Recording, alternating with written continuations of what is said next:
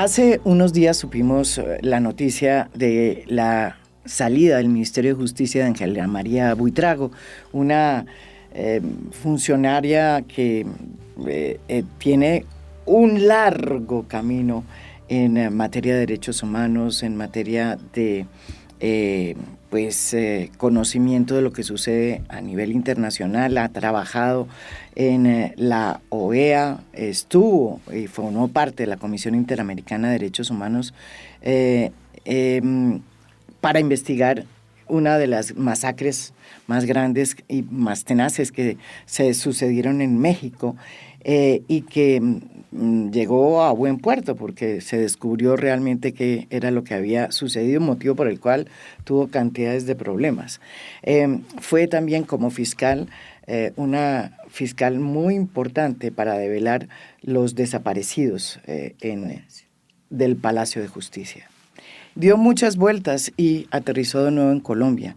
Y cuando estaba desempeñándose como abogada, pues la llamaron para que reemplazara a Héctor Osuna, que había sido el ministro de Justicia del gobierno de Gustavo Petro. Su llegada fue como también un anuncio de cosas buenas, porque Ángela María es una mujer recia, dura, que conoce muy bien la ley y que pues auguraba que iba a haber muchas cosas importantes en el Ministerio de Justicia.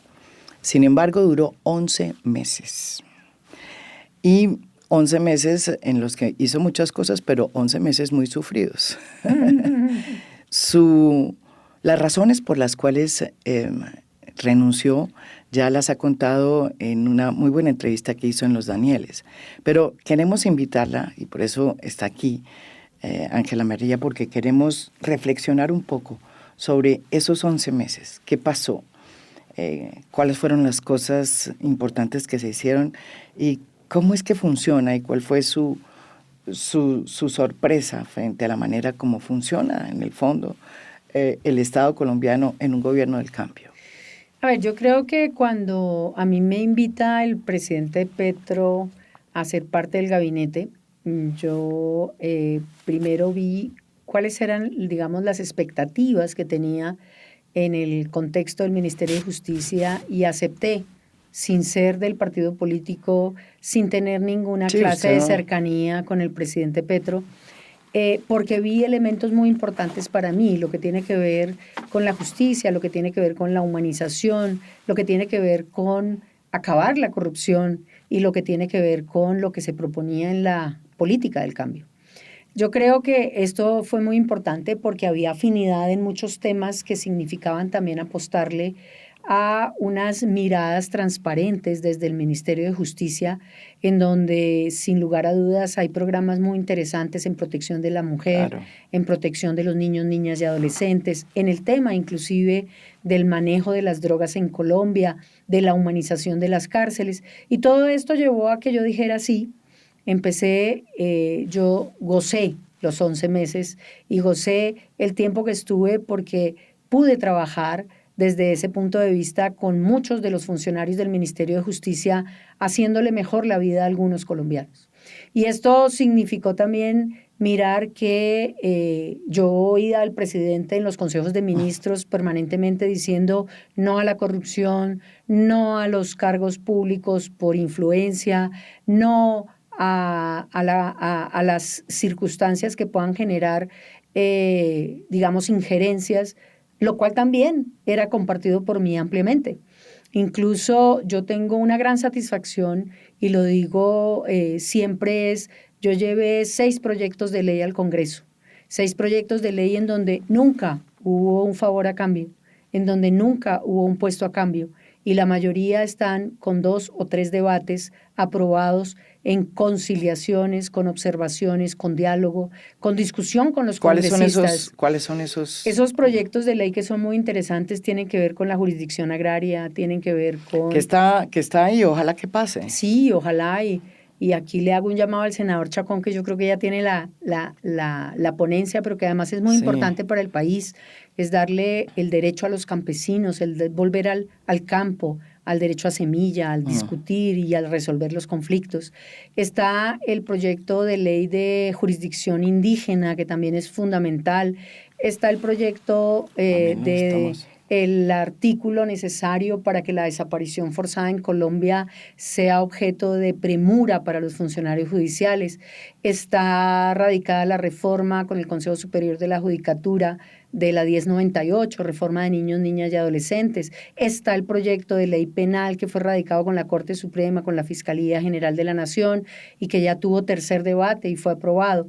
Todo esto significa, María Jimena, que el consenso es posible, el diálogo es posible y no necesitas nada más sino el debate jurídico y el debate de los beneficios de cada uno de los proyectos de ley. A ver, cuando uno la oye a usted, uno dice, bueno, aquí está una ministra que estaba contenta, estaba sacando adelante de sus proyectos.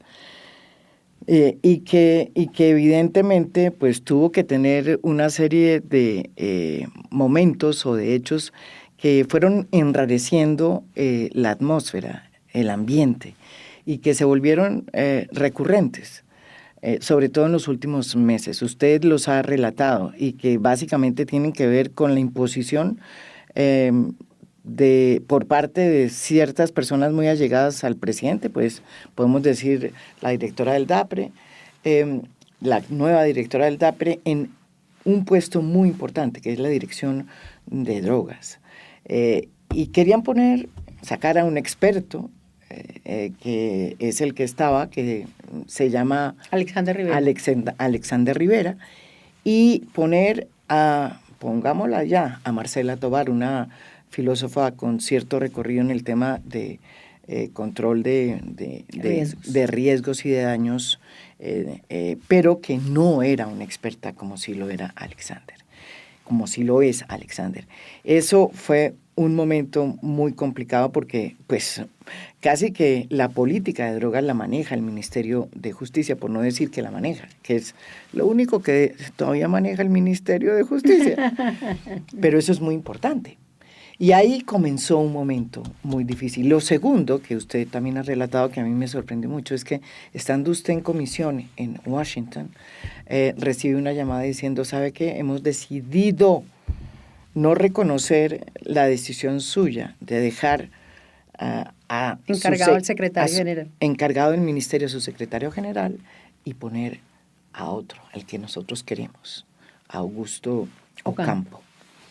Usted, esas dos cosas, de alguna manera, más el tema de la extradición que venía ahí de Contera sumando, que vamos a hablar después, fueron como el momento que dijo usted, no más, no aguanto más y renunció.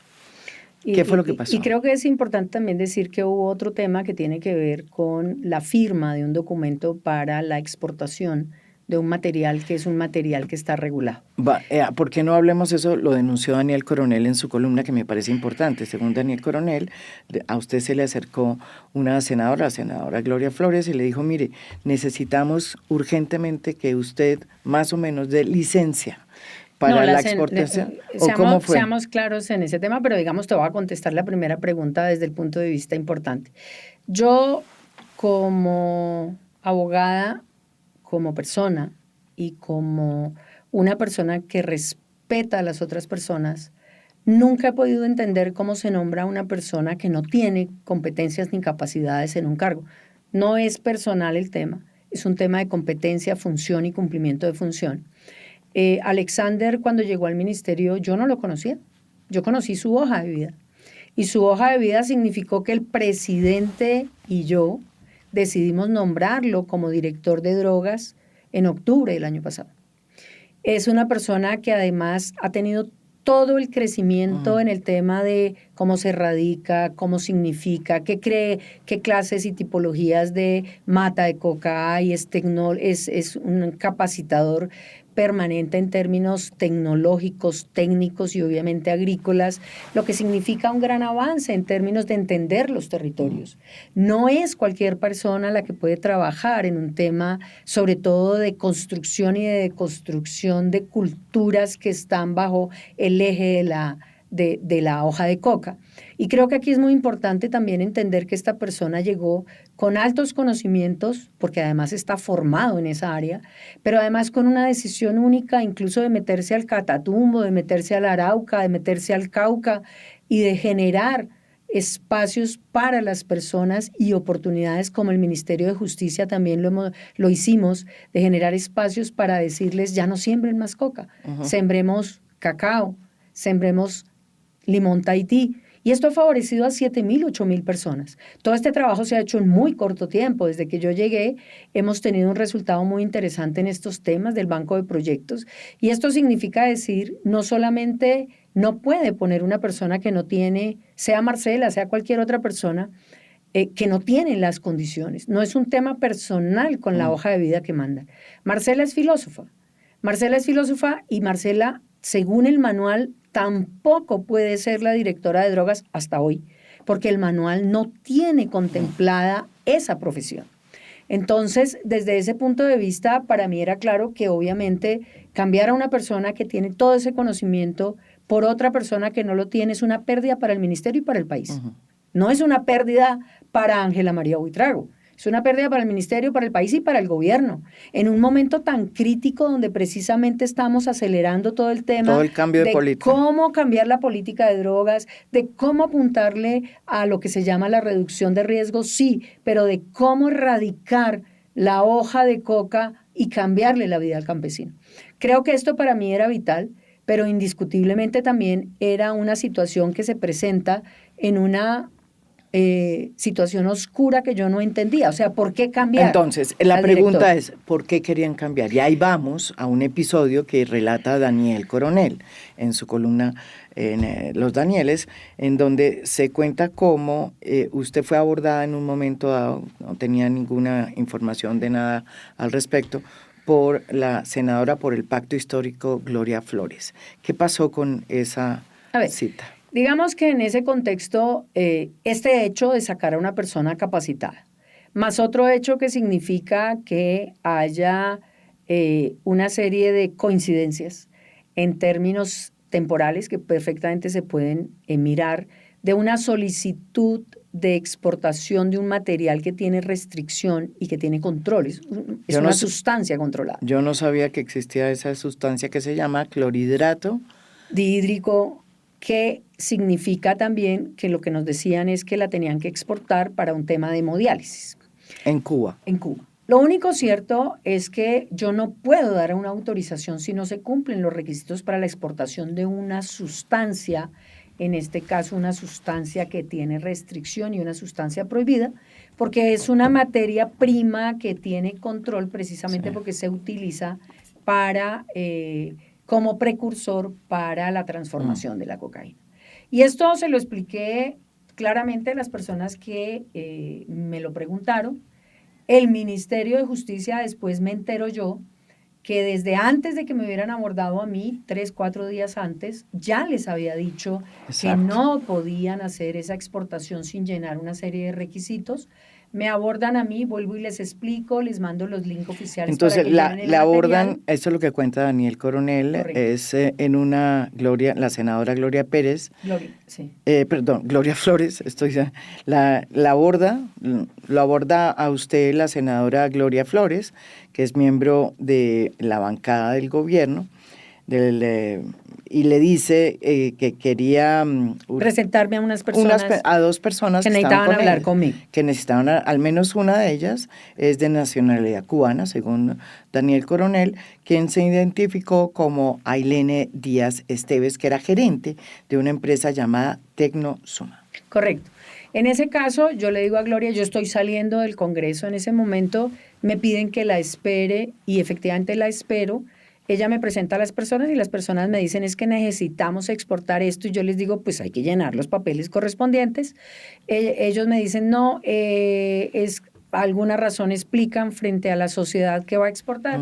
Yo les digo imposible cualquier trámite si no ponen los datos que se requieren. Gloria entiende perfectamente esta situación, yo le mando a ella los links oficiales y ahí yo pensé que había quedado la cosa. Superado. Eso fue más o menos en la semana del 3 de mayo. Sin embargo, estando en Washington el 7 de mayo, la directora del DAPRE me manda un correo en donde vuelve y me dice que necesitan la firma de la ministra para esta exportación y me pone al final este mensaje, me lo manda otra congresista que se llama Zuleta. Pero lo que yo digo Isabel Zuleta. Isabel Zuleta. Lo que yo digo claramente es, si yo ya expliqué, no puedo ni lo voy a hacer una cosa que contraviene las disposiciones legales, pero además no se puede dar porque es una sustancia prohibida, pues no tiene sentido que me manden un mensaje de esa naturaleza al chat para decirme aquí va. Y sobre esos supuestos, este tema me preocupó mucho porque es que la Dirección de Sustancias o Comercio Exterior del Ministerio de Justicia, que pertenece a la Dirección de Drogas, es precisamente la que da esta autorización. Y desde ahí, cuando a mí me llaman, eso sucede el 7 de mayo, que me mandan ese mensaje. Y el 8 de mayo, estando yo en Washington en función pública y en desarrollo de la comisión, el 8 de mayo me manda un mensaje efímero que se desaparece apenas se abre y me dice la directora del DAPRE se le va a nombrar encargado a Augusto Campo y por lo tanto le vamos a desplazar a su secretario.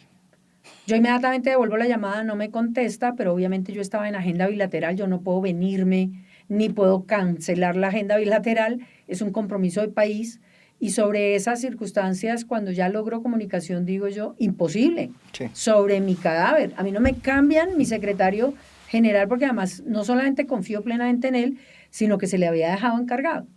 Sin embargo, recibo el sábado una llamada que me dice, no, ya no va a suceder, pero de todos modos esperemos a que llegue el presidente para que usted hable directamente con el presidente, me dice la directora del DAPRE. Y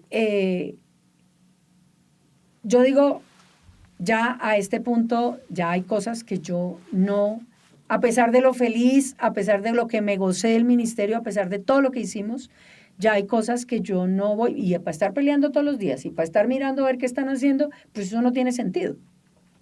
Entonces me manda la hoja de vida y me dice, se nombra en dirección de drogas, otra vez, se nombra en dirección de drogas y le digo, no, pues que no cumple, y no cumple. Así está en el manual, no cumple requisitos. Ah, no, es que el presidente ordenó. Le digo, pues el manual dice que no cumple y no cumple requisitos. Y ya en esta semana empezaron con un tema de cooperación judicial, en donde yo creo que jurídicamente es viable una decisión, la firmo en ese sentido, y sobre esa base pues ya hay una serie de injerencias para que yo cambie la decisión, y obviamente digo que no la cambio, porque el presidente de la República, que es el único que puede cambiar la decisión, no me ha dicho nada. El presidente de la República a mí no me ha llamado. El presidente de la República no me ha dicho... Y de hecho nunca la llamó. Nunca me llamó. Es X o Y. Y esto significa decir también que el presidente nunca en estos casi 11 meses me llamó para decirme cambie una decisión, meta una persona. Nunca, el presidente lo tuve yo muy cerca y salvo el tuit que puso de la discusión con el tema de EPA, que yo le contesté jurídicamente y entendió perfectamente, absolutamente nada más. Nunca lo llamó para decirle, mire, ponga y durante esto. el segundo semestre del año pasado y el primer mes de este año, nunca en la vida la exdirectora del DAPRE me pidió cambiar a alguien, me pidió tomar una decisión diferente. Entonces, el cambio de política significa también el cambio de dimensión de lo que quieren que uno acepte. Y yo lo único que hago es poner en conocimiento de las autoridades estos hechos para que ellos decidan si esas afirmaciones, manifestaciones y, comillas, órdenes que trataban de impartir desde la dirección del DAPRE, que no es mi jefe. Claro, porque mi único jefe es el presidente de la República, significaba algo en particular o significa algo particular en lo legal y en el derecho. Y esto me permite decir también dos cosas. Yo creo que los ministerios no pueden ser el capricho de los demás funcionarios o de otros órganos del país, ni de instituciones ni de gobierno. Creo que cada ministerio tiene una cabeza que debe respetarse y esa cabeza significa que actúa dentro de la legalidad y de la constitucionalidad. Si es que van a poner a un ministro, que era lo que decía yo, para que los demás decidan qué se haga, pues el ministro es de papel. Yo no soy ministra de papel, ni soy ministra fantasma. Yo soy una ministra que hago lo que creo debe hacerse en derecho. Y eso es sin ninguna discusión, sin ninguna enemistad.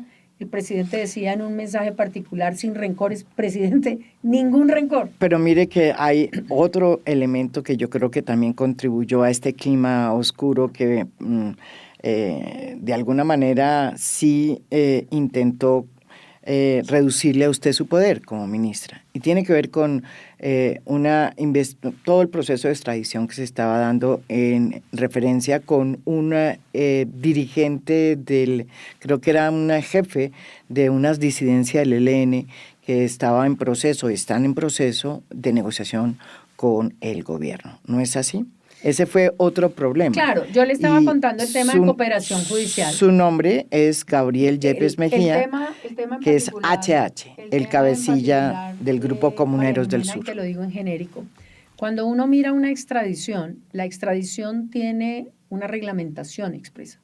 Y la extradición es una cooperación internacional obligatoria para el país y para Colombia.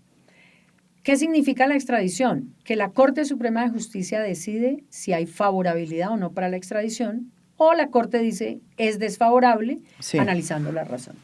El único concepto obligatorio para decretar desfavorable una extradición es que la Corte diga que es desfavorable.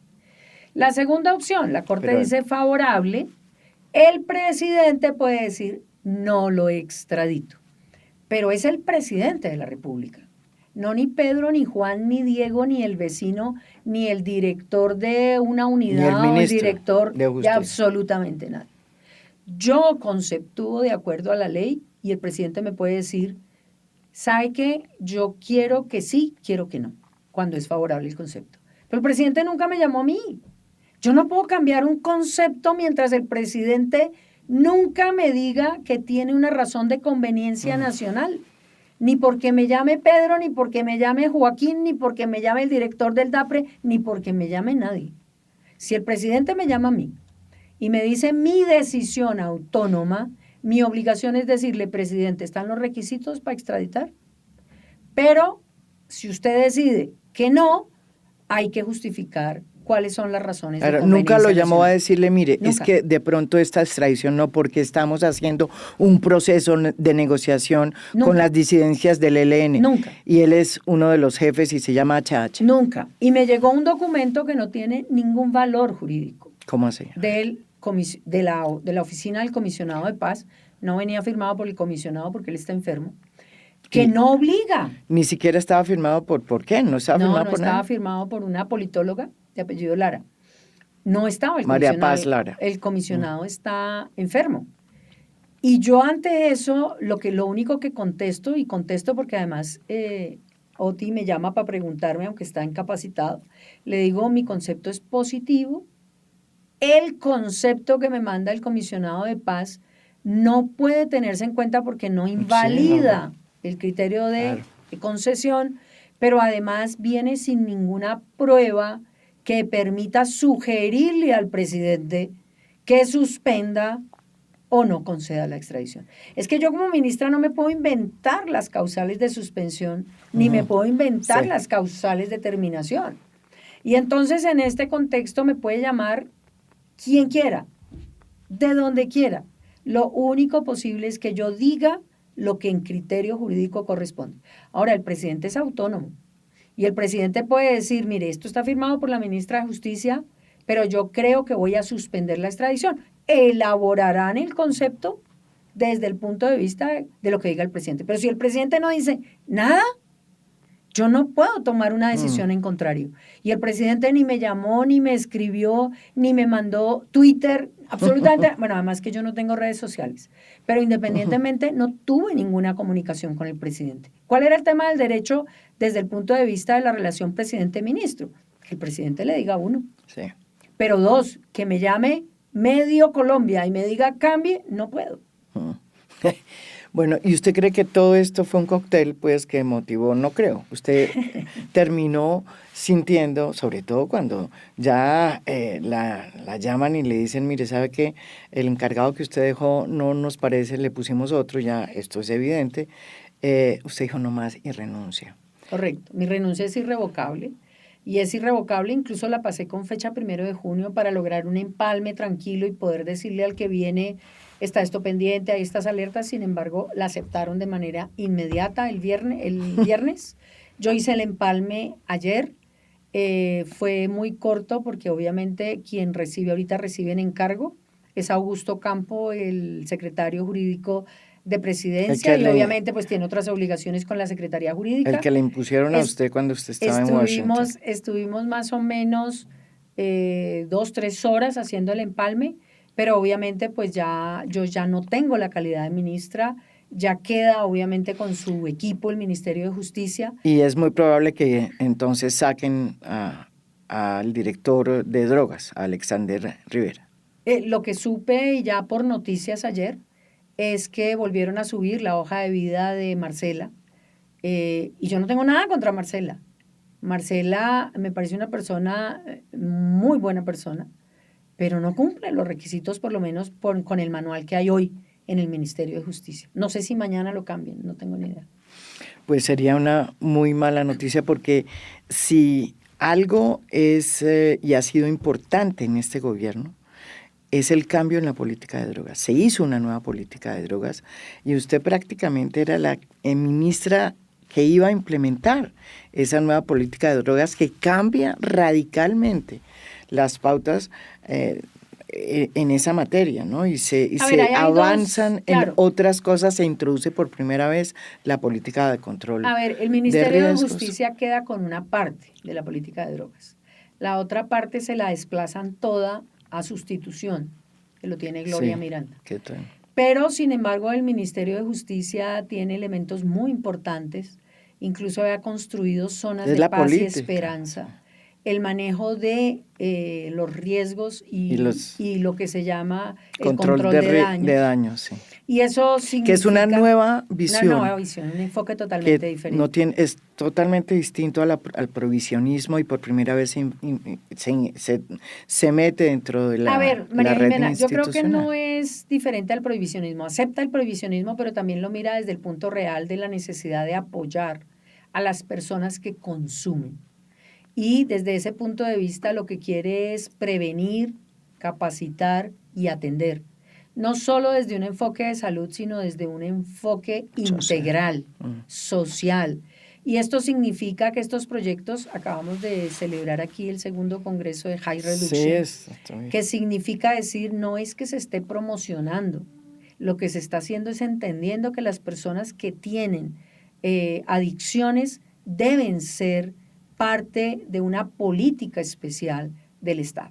Y desde este punto de vista tiene todo lo que es también acompañamiento en sustitución a través de Banco de Proyectos, que ha sido muy interesante y que cuento yo permanentemente como un gran orgullo, porque se trabaja con la población del Meta, de Chocó, de Guaviare, de muchas poblaciones que han tenido la opción de cambiar la hoja de coca. Y de cambiar la hoja de coca por productos en donde el Ministerio de Justicia estaba articulado con el Ministerio de Agricultura, se le ha podido entregar las semillas, se le ha podido capacitar, y hoy tienen un proyecto productivo colectivo muy bonito. Sí. Entonces, todo esto para mí, por eso digo, yo me lo he disfrutado, me lo gocé, me lo seguiré gozando, porque eso queda, pero indiscutiblemente la felicidad de poder decirle a la población hoy en día, el Ministerio de Justicia luchó por hablar de conciliación, luchó por hablar de mediación, hicimos jornadas interesantísimas en los Santanderes, en los Boyacá, en todas partes, diciendo efectivamente hay que cambiar la cultura, hay que apostarle a la conciliación y a la mediación, hay que dejar el conflicto. Estamos en muchas áreas con el tema de mujer, con el tema de campesino, y eso para mí es una gran satisfacción. Pero yo tengo una gran particularidad, María Jimena, y es que cuando las cosas yo las puedo hacer bajo la autonomía y el gobierno de la ley y la Constitución, yo soy feliz. El día que a mí me dicen, usted tiene que dejar de ver los marcos legales y acomodarse, yo ya renuncio. Y renuncio porque creo que seguir pensando que uno puede hacer lo que quiere con las cosas por fuera de la ley no se puede. Ángela María, usted también decidió no solamente denunciar todo lo que está contando, sino que resultó denunciada por Armando Benedetti, el ministro del Interior. Yo no sé si fue más bien como en un cruce de malos entendidos, porque inicialmente sacó un medio, dos medios sacaron la información de que usted había sido, o sea, que usted salía por las presiones que Armando Benedetti había hecho sobre usted, según las cuales pues le había impuesto muchos cargos. Y usted desesperada dijo, no, me voy. Y eso no fue así. No, y yo aclaré, él nunca me ha pedido a mí un cargo. Lo que sí me pidió es que efectivamente le pidiera la renuncia a una persona. ¿Le pidió un cargo? Que era, no, me pidió la renuncia de una persona y la explicación que me dio en ese momento es que es de Pinto. Entonces le dije yo, ¿y quién es Pinto? Uh-huh. Porque esa persona viene trabajando bien en donde está, es una persona que ha trabajado 2 años y medio y le ha puesto todo el empeño, y que le digan a uno de la noche a la mañana, oiga, se va porque es de Pinto. Entonces yo dije, ¿quién es Pinto? Y me dijo, pues Pinto es el que nos tumbó la reforma laboral. Y le dije, no tenía ni idea, pero no se va por eso, porque ha sido un buen funcionario y yo no le puedo cargar una cuota de estas. Pero además no se va porque esa persona no es nominada por mí. Yo no puedo aceptarle una renuncia a una persona que no es nominada por mí. Esa persona es nominada por el presidente de la República. Sea o no cierta la causa, sea o no la condición, María Jimena, yo no puedo entender que las personas se les trate como un trapo. Y lo tengo por convicción. Creo que una persona que le ha servido al ministerio, al país, al gobierno, a la entidad, pues por lo menos, oiga, mire a ver si hay relación directa entre lo que hizo el otro y este pobre, que desde el punto de vista real, ¿qué influencia tiene en un voto? O sea, yo eso no lo sé, pero yo no puedo entender un mundo así. Claro, muchos dicen, eso es normal. Yo no creo. Y creo que una persona que ha trabajado bien y que se ha comprometido con el cargo, pues por lo menos tiene que tener el agradecimiento de su jefe. Por lo menos dígale, mire, ya no porque X, Y o Z, pero eso de vote, lo saque, lo pídale la renuncia, pues a mí no es un tema que me llame mucho la atención. Bueno, y usted se va haciendo esta denuncia, usted decidió decir, mire, todo esto me pasó y voy a denunciarlo, y lo hizo. ¿Qué va a pasar ahora? No sé tampoco si me pusieron denuncias Armando y Angie. Lo único cierto es que yo lo que sé es que yo estoy contando lo que pasó y por qué me fui. Y sobre estos supuestos, pues son las autoridades las competentes para definir si aquí hay o no comportamientos contra la moralidad, contra la ética, contra por lo menos una función pública que debe ser una función con interés general y no particular, con interés en lo que significa el artículo 209 de la Constitución, que es generar políticas para que la sociedad se encuentre adecuada. Yo sé que en la política hay muchas cosas. Yo creo que el presidente se cansó de oírme cuando yo le dije, yo de política no entiendo y no quiero entender, porque yo soy eminentemente jurídica, pero además la política no es el concepto que existe en muchas de las partes de Colombia, sí, que yo veo. Yo me acuerdo mucho cuando usted entró a la terna, ¿no? Entonces, para los que nos están viendo y escuchando, Ángela María Buitrago fue una de las 3 mujeres que quedó en la terna para fiscal general.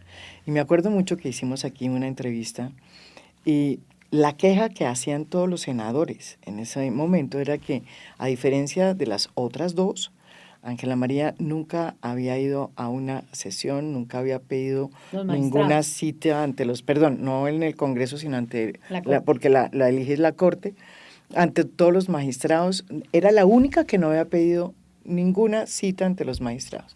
Entonces los magistrados decían, ¿pero qué es esto? ¿Cómo así?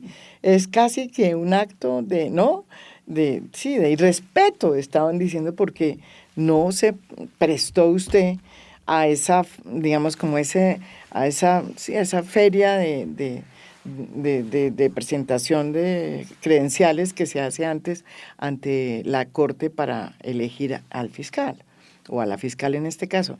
Y dicen que por eso usted no entró, no llegó a ser fiscal porque pues tenía todas las habilidades. Es esa Ángela María que no fue a hacer lo que tenía que hacer, es la misma que acaba de decir no puedo más. Esa Ángela María no hace nada que no crea que puede hacer. Esa Ángela María ¿Usted no fue ni siquiera a No. pedirle una cita a ningún magistrado? No, yo fui como obligatoriamente era a Sí, presentar mi hoja de vida. Pero no a las otras que se hacen. Pero no, porque yo creo que, entre otras, por respeto a los magistrados, el tema de la hoja de vida es suficiente para saber quién es una persona. Pero nunca se me olvidará lo que me dijo un magistrado que quizás me vio muy ingenua en el proceso y me dijo, mire, es que usted tiene que ganar nuestra confianza. Y la confianza es que nosotros la podamos llamar y decirle, nómbreme a un director seccional en tal parte. Le dije, no, gracias. Si eso es lo que tengo que hacer yo, no voy a ofrecer un solo puesto, yo no voy a empeñar la fiscalía. La fiscalía para mí es sagrada y la función que cumple la fiscalía es sagrada. Por lo tanto, mientras yo esté en justicia y si tengo que llegar de esa manera, prefiero renunciar. Y la verdad, nunca en la vida creo que esos métodos puedan ser aptos para llegar a un cargo como la fiscalía o para llegar a cualquier cargo.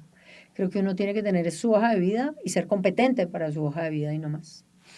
Bueno, le agradezco mucho esa sinceridad, Ángela María Buitrago, es de una sola pieza, por algo le decían la fiscal de hierro, cuando estuvo en la fiscalía y descubrió los desaparecidos del Palacio de Justicia. Es que ella, donde llega, deja la marca. ¿No es verdad? Pero cuesta ser así. Sí cuesta, pero te llevas la Vale la satisfacción, María Jimena, de no cambiar tus convicciones ni tus valores. Y creo que eso es lo más importante. El día que tú te traiciones a ti mismo, ese día perdiste. Así que yo me voy feliz de todas partes y me voy feliz haciendo lo que tengo que hacer, trabajar. ¿Nunca ha hablado con el presidente hasta hoy? No, después de Washington, yo me vi con él en el Consejo de Ministros anterior, pero no pudimos hablar porque ya era la 1 de la mañana cuando salimos del Consejo. Incluso le intenté preguntar algunas cosas y no tuvimos posibilidad porque ya era muy tarde. Y sobre esa base después me fui para Washington, regresé y él estaba en China y en Roma. Y ahora pues yo ya estoy fuera del ministerio. Así que ¿Ni una llamadita? No, él nunca me llamó a mí, nunca. Ni nunca me escribió, ni yo nunca le escribí porque yo nunca tuve ni el contacto, ni el teléfono, ni el WhatsApp. Bueno, así es como funciona este gobierno. Muchísimas gracias, Ángela María Buitrago. Espero tenerla acá para que analice mientras que piensa qué va a ser próximo. ¿Qué va a hacer? ¿Qué va a hacer ahora? No, yo tengo muchas cosas, María Jimena. Además, la vida mía académica nunca para.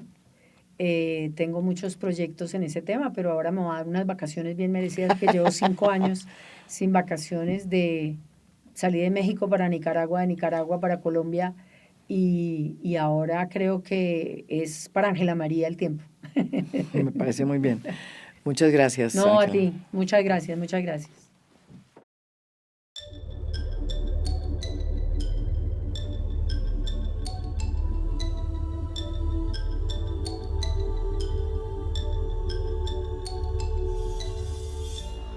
A Fondo es un podcast producido por Mafialand. Producción general, Beatriz Acevedo. Producción de audio, Daniel Chávez Mora. Música original del maestro Óscar Acevedo. Nos pueden escuchar también en mi canal de YouTube. Gracias por escuchar. Soy María Jimena Duzán.